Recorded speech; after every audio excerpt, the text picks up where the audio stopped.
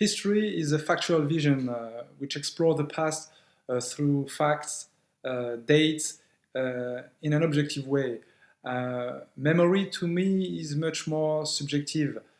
It's much more personal. It's an approach that expresses the past through souvenirs, feelings, emotion. So my film is more about the Cambodian and Armenian memory, because the people I filmed are not historians, and they talk about the past through sometimes blurry images. That's what interested me about Antoine, my friend who is a photographer in the film, and my mother. They talk about the past in a personal way, often with metaphors, dreams. Antoine has a very rich artistic universe. His photos really show how he sees the past. They translate it his nightmares. So of course historians may think that sometimes it's not as precise as a clinical historical analysis. But what I was looking for is how how Antoine appropriates the past. It's their story that they told me. I find that fascinating.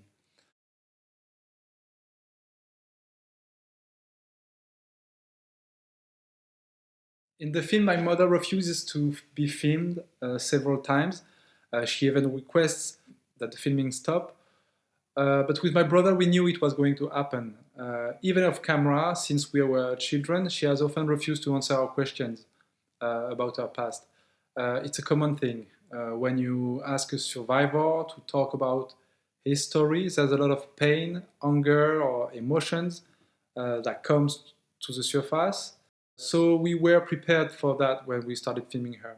It was important to show how difficult it is for children of genocide survivors to search for their memories. There is a separation between the survivors and us, the rest of the world. So the film was born out of this questioning. Why are we excluded? So the filming was therefore complicated, but we knew that she understood what we were looking for.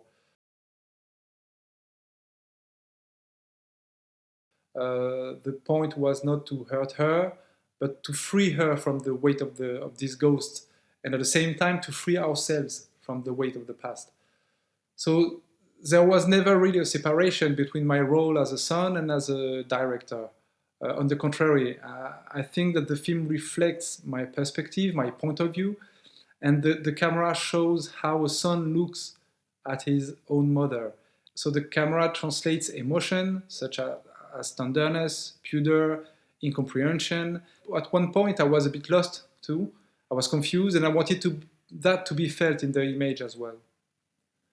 So the film really tries to show my quest for memory, and this quest might not be perfect, of course, but it is singular, it's difficult.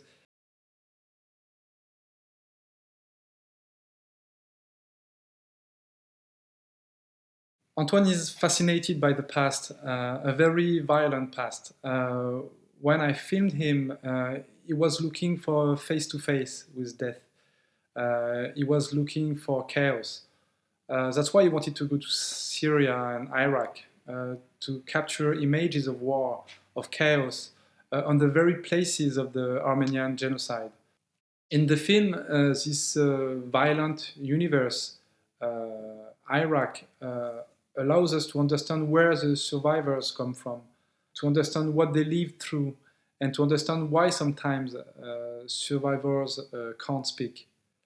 My mother saw massacres, so did Antoine's family. But as the film progressed, as my quest progressed, I realized that it was no longer death that I was really looking for. It was not really chaos anymore. I wanted to understand how to free myself from the past, to better live in the present with ghosts. I didn't want to take any more risk or to go to war zones anymore. It took me a long time to understand that I was looking for peace with ghosts. I was looking for peace with the past. And that's why we went to Cambodia with our mother. That's what we were looking for over there.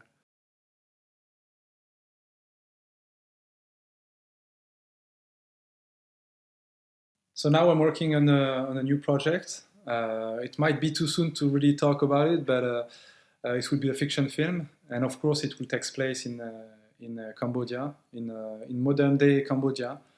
and and I will work on it with my mother.